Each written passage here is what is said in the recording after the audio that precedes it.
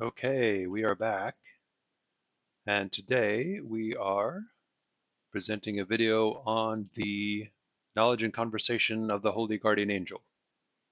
I've had a number of requests for this.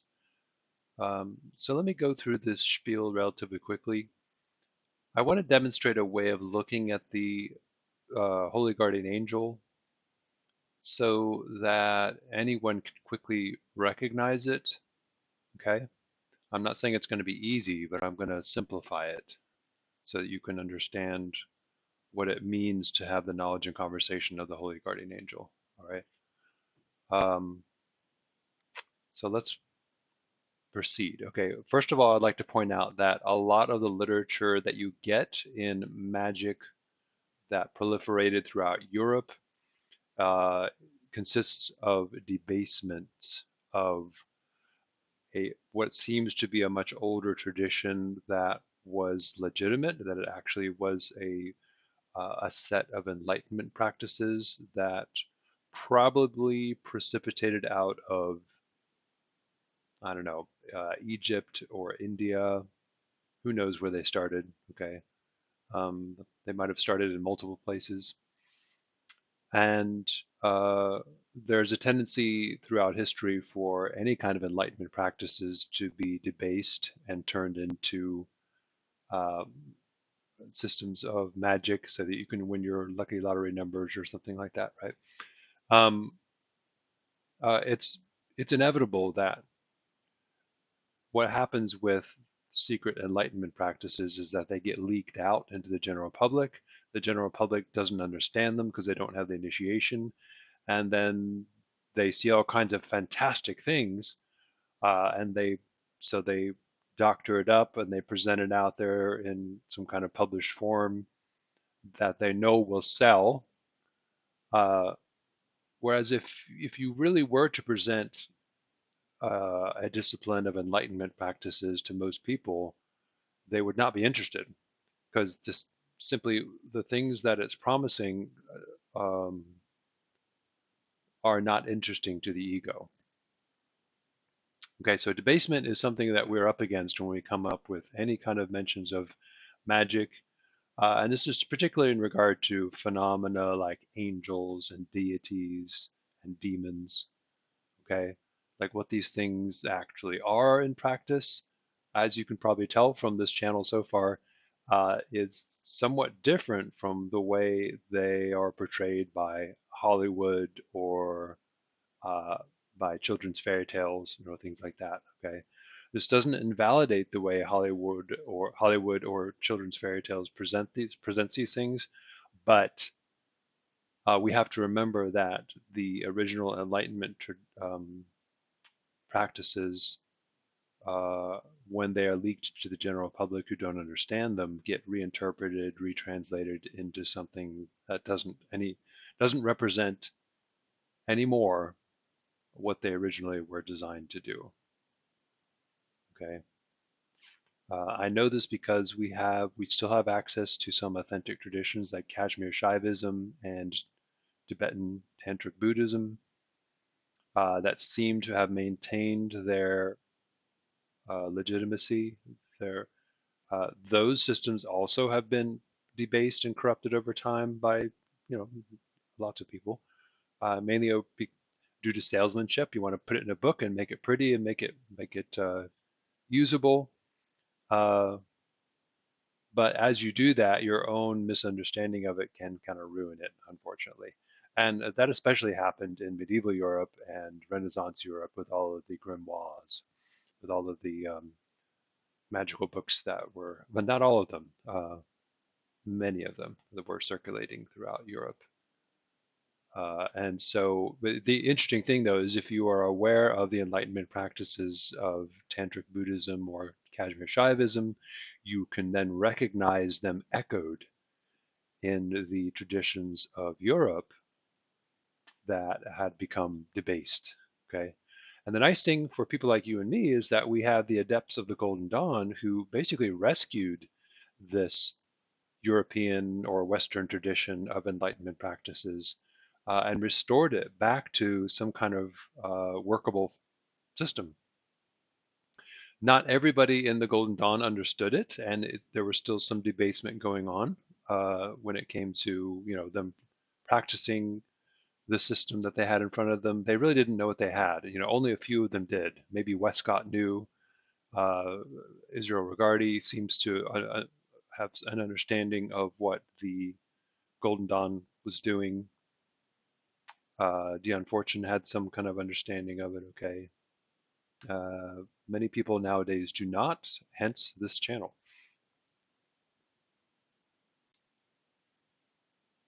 So there's this idea in the Golden Dawn, if you've read it deeply enough and long enough, uh, this idea of joining the Ruach to the Nefesh. These are essentially two parts of the soul. These are Jewish words or Hebrew words, Kabbalistic words for parts of the soul, the Ruach and the Nefesh. All right. And the way that these appear, it's important for you as somebody practicing magic. You learn how to join your Ruach to your Nefesh. Okay. Even as I say that, it's misleading. Okay. Because you can't really join the Ruach to the Nefesh. And I'll tell you why in just a second. Okay, here as you can see, we have the 10 Sfiroth of the Tree of Life, including Da'ath, which is the near the top there, okay? Makes a total of 11. And as you know from the previous videos, the student of magic will build this Tree of Life into his or her aura, and the Tree of Life represents many things. Here it represents the three parts, four parts, three parts of the soul. Okay, the topmost part is called the neshama. Okay, and the neshama includes the yechida, the chia, and da'ath there. Okay, there's reason for that. If you know Kabbalah, you would probably know why. Okay, but the whole construct up there is called the neshama.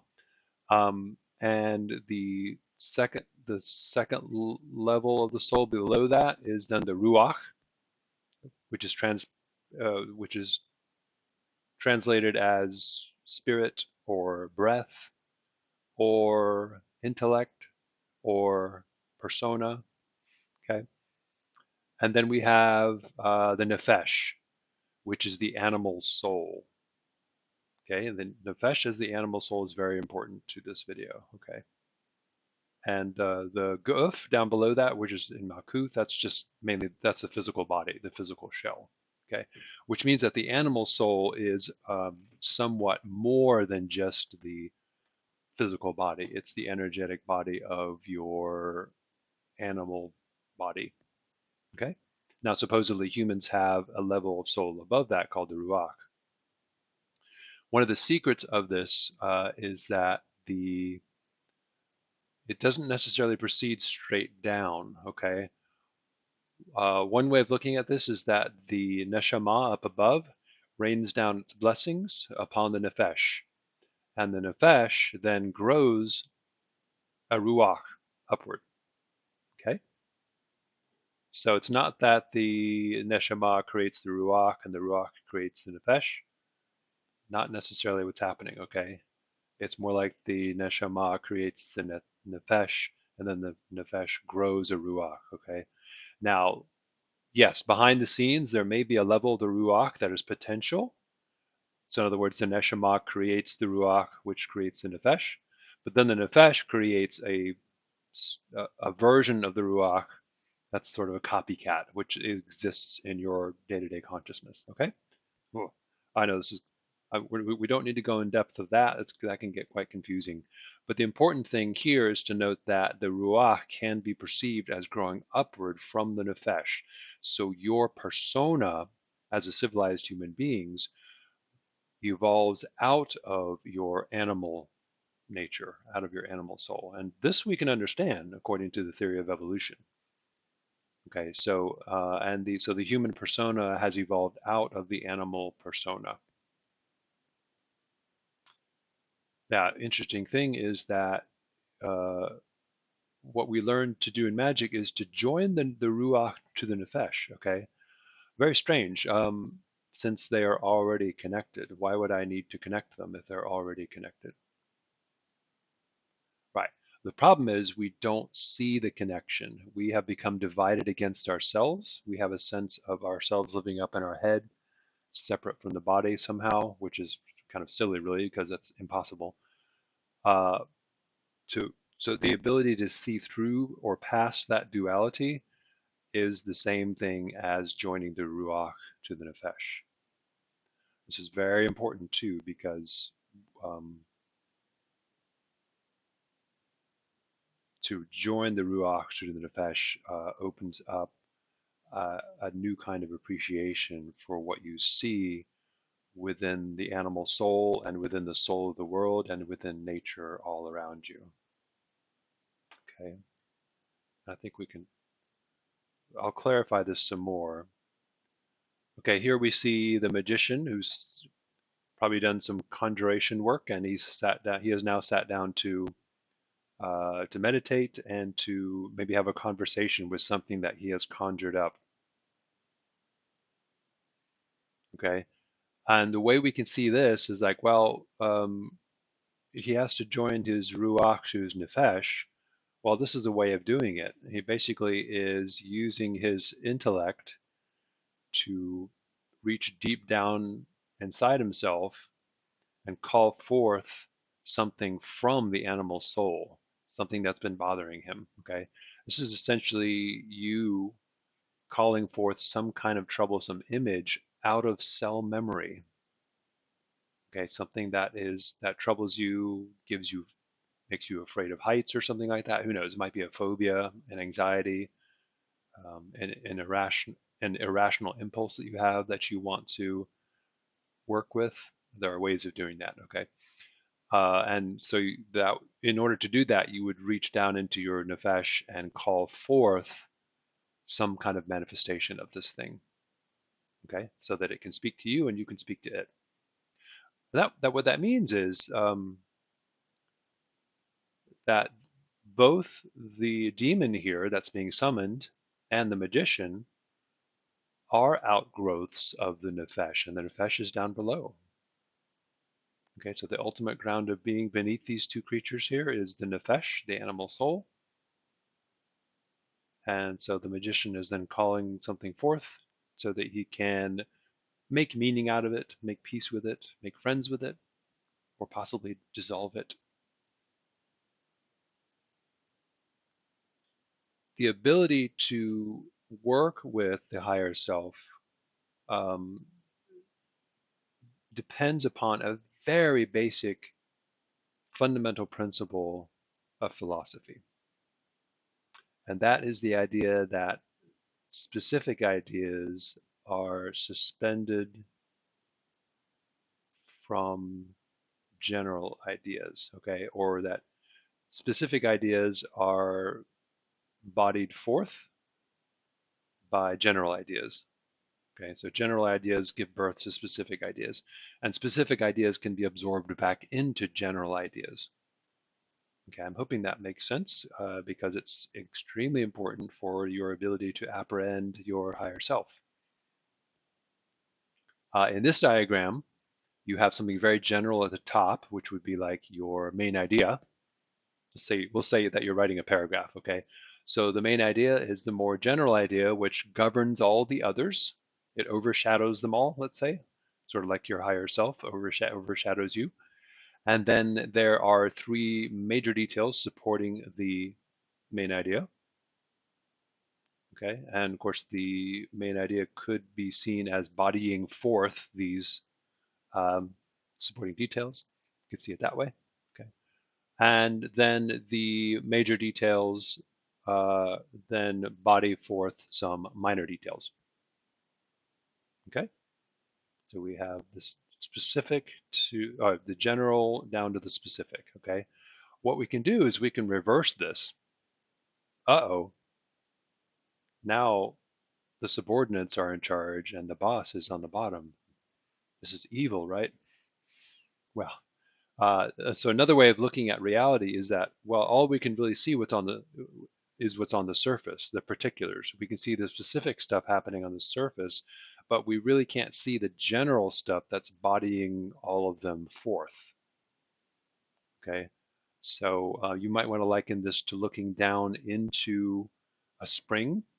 Let's say you are a drone robot with a camera, and you're hovering over a spring, looking straight down upon it. You can see that there is a apparently there's some kind of current down underneath the water which you can't see, which is causing turbulence on the surface, which you can see. So the turbulence on the surface are the details of the spring, and the stuff down below are the major powers that are responsible for generating the little tiny specific powers on the surface. Okay, let's do some more with this. Okay, so you'll notice here, this diagram here is the same as this diagram here. This diagram has one main idea, two major details, and six minor details. This diagram has one main idea, three major details, and six minor details, the same. Okay? One of them is called a vertical hierarchy, and then this one is called a nested hierarchy. All right?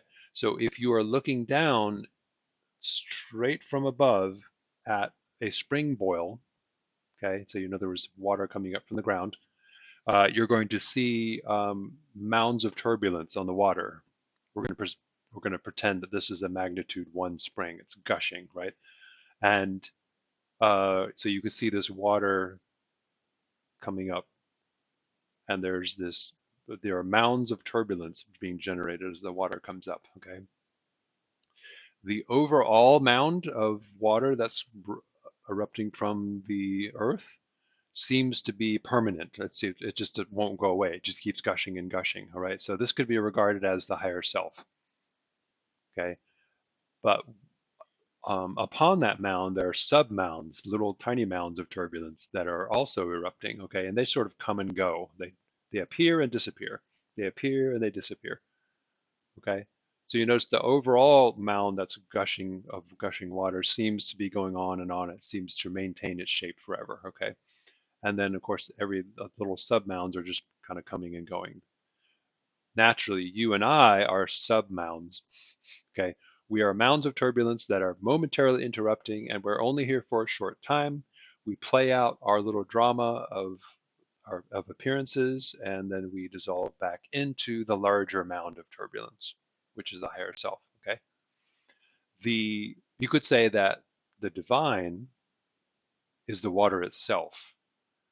The larger mound of the spring boil, that mound of turbulence, is the higher self, and then the sub-mounds which come and go, those are the spirits and the egos and the personas of temporary mortal beings. Okay,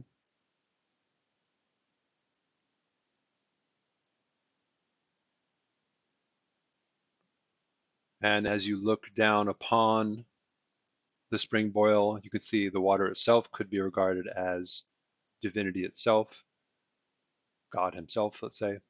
The higher self would be the spring boil itself, which is constantly erupting.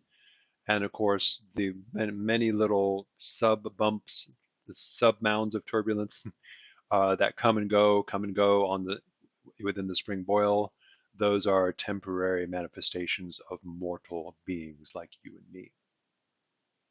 Okay, this would mean that it's very difficult for an ego or a persona to contact the higher self, or so it seems, because uh, the ego can barely even see the higher self. It's almost like um, a a finger trying to call forth the body. If that makes any sense. So my finger is not going to be very good at uh, calling up the entire body. Okay.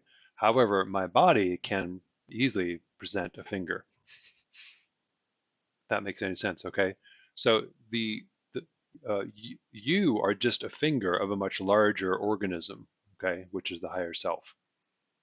And so the finger doesn't really have that much power to call forth the entire nature of the self. I'm hoping that makes sense. Okay. Um, however, the the ruach and the nefesh. Okay, the ruach could be regarded as the ego. It can be. Um, it's more like a persona. And when it joins itself to the nefesh, then it's basically joining itself to the larger body. Okay, so it's joining itself to nature. And it's kind of like when you do that, it's kind of like the finger connecting to the body, of course, but the finger doesn't need to connect to the body. It's already connected. So what the finger does is it acknowledges the fact that it's already connected. It recognizes that it's already connected. Okay. So you can do things like you can say, I don't need to invoke my higher self or evoke my higher self. I am my higher self. Okay. But remember, the finger cannot be crammed full of body. I can't fit the whole body into a finger. Okay. So if I were a finger cannot invoke the whole body, so to speak, um, a, but it can acknowledge its connection to the entire body. Okay. This is what invocation truly actually is. Okay. If you tend to believe that you can invoke the higher self, okay, into you, that will tend to lead to ego inflation. Okay, in other words, the finger gets, you try to cram the whole body into the finger, and the finger gets really big. Okay, or the finger thinks it's really big, but of course it's not possible to cram the whole body into a finger. Okay, the finger thinks it's really big, thinks it's awesome, because it's trying to identify with the entire body, which is silly. Okay, it doesn't have to do that. It simply has to acknowledge that it's connected to the body already and it has access to all the intelligence that the body does. There's nothing hidden from it, really, except through misunderstanding. And as you can see, this can bring new vision to what the middle pillar actually is. Not only does it extend through your body, but it also extends through abstract diagrams like this, from divinity to higher self to ego. Okay, there's something about the levels of our expanding awareness that can be linked or lined up with some kind of a schematic of a line or like a pathway or a roadway or a ladder of light to the angels ascending and descending. All right, back to the Vajra symbol.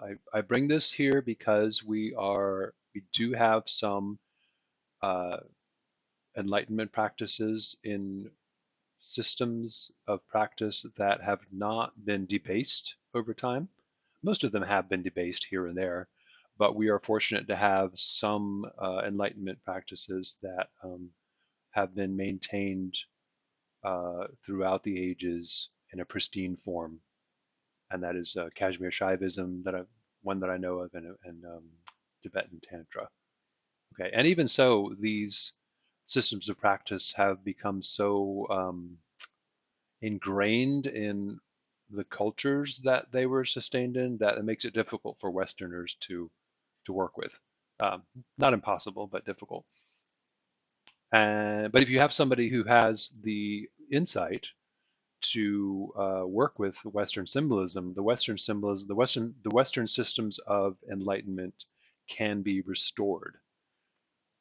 Most of them have become debased into sort of tabloid versions of themselves, as we well know.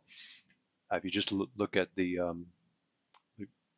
greater and lesser keys of Solomon, these are debased forms of magic, obviously. Um, so we come back to the symbol of the Vajra. I just want to point out that we have, as you remember on the Vajra symbol, you have the lotus. You see where it says the eight-petaled lotus? Upon the lotus at the top there sits a Buddha. Okay, and that prong that goes up through the center, through the center of the Vajra, okay, that goes up right through the center of his body, okay, and then we have these prongs out to the side, okay, these prongs that come out to the side that are also part of that energy that's erupting from below, let's say, okay, can also be seen as showering down from above like that, and these are very interesting symbols here because we have the Makara head. If you see the Makara head, right? These are frightening images. This is the any spirit the little Buddha that's sitting there, any spirit that he wants to see outside of his magic circle, let's say, is subject to being eaten by this Makara creature. Okay, was originally like a water monster. Okay, and this, of course, in previous videos, in a previous video, I revealed this creature to be Karanzan or Apophis. It's that creature that devours all of the unworthy aspects of yourself. Uh, this is a very important symbol too, because what's happening here is that as things arise, let's say if you're sitting there meditating, okay, you you pay attention to sensations as they come and go. You pay attention to thoughts as they come and go. Okay, there are various sounds in the room that arise and then disappear. Okay, so everything is like a spring.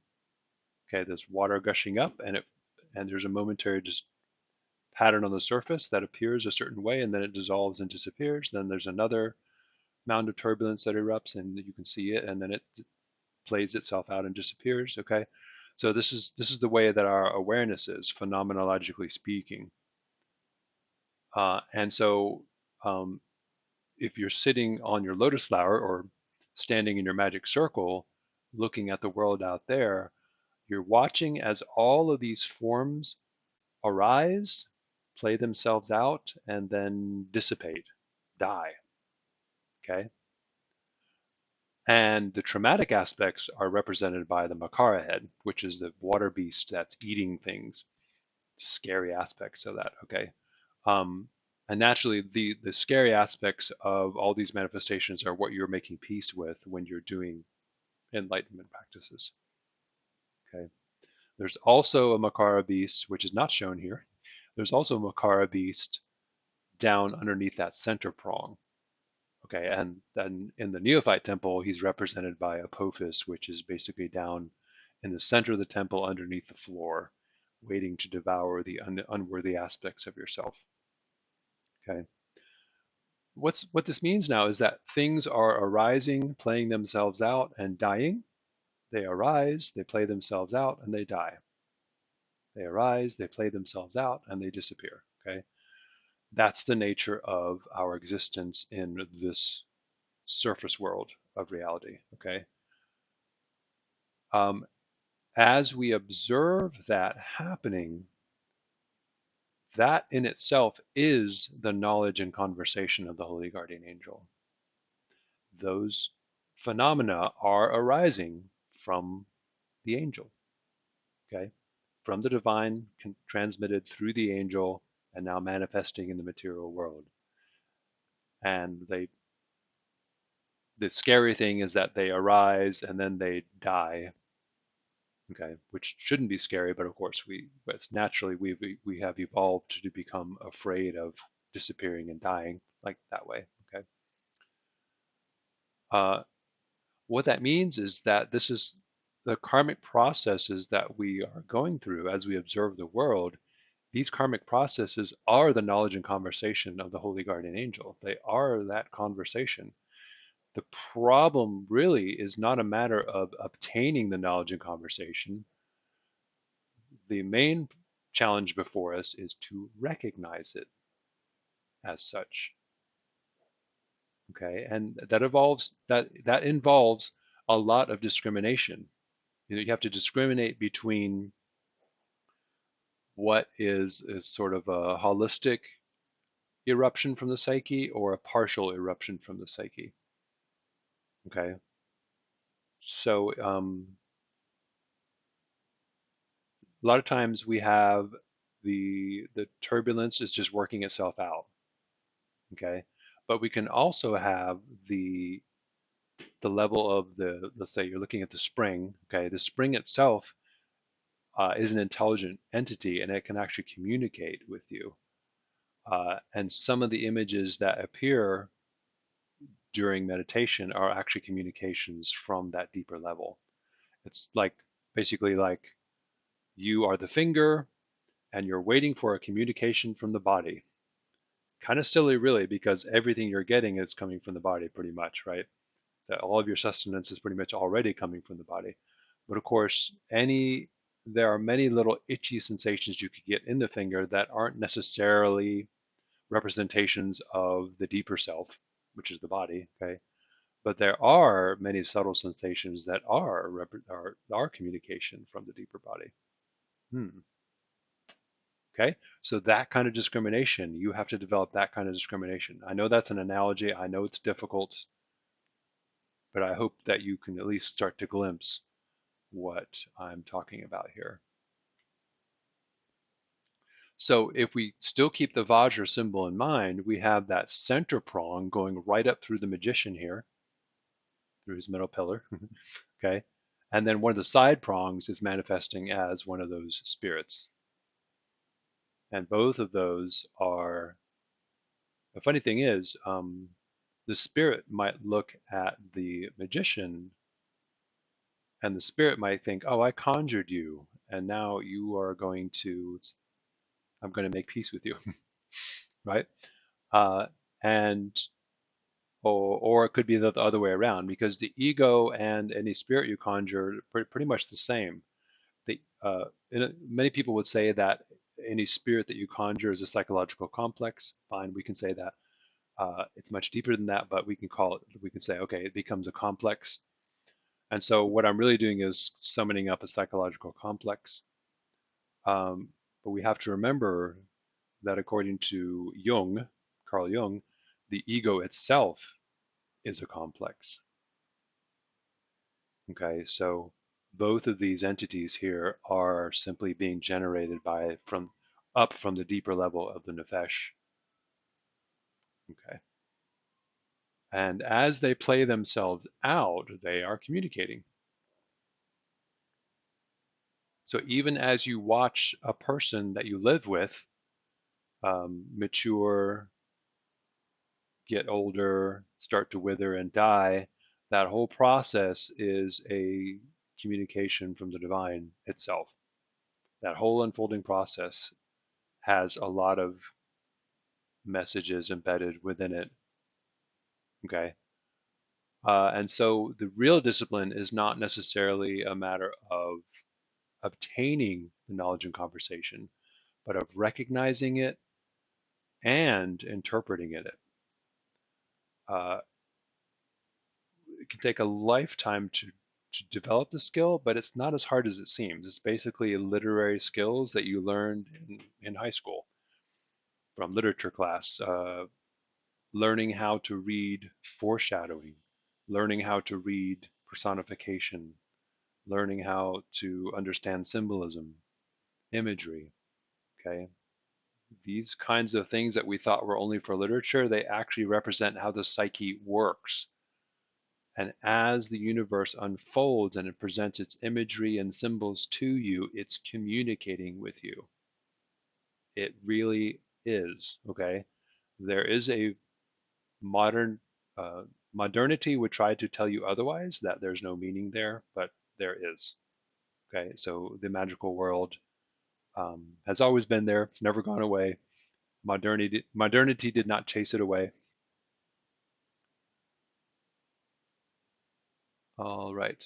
And so when you have images like this, um, that can be so mystifying, if you become aware of how the divine creates the animal soul, which then evolves the human soul, and how these images first descend into the animal soul and then erupt into consciousness from down below, let's say, then you can see how the images rise, and you can almost begin to see what they're talking about.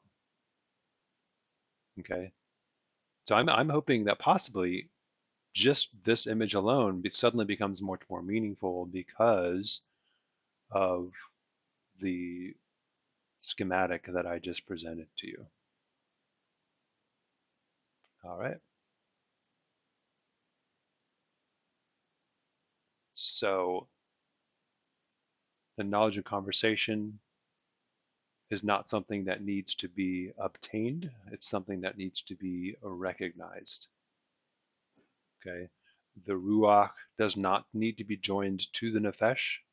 The ruach simply needs to acknowledge that it has never been separate from the nefesh to begin with. And then that connection can facilitate the arising of images from the higher self. Kind of strange to say that, isn't it? That they arise from something higher.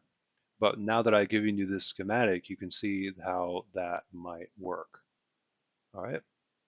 So I'm hoping this clarified some things for some of you. I know it's might be really even more mystifying. Uh, I'm hoping it helps. It'd be interesting to see what your comments are, and I might be able to offer clarification if you guys ask some really good questions. All right, until next time.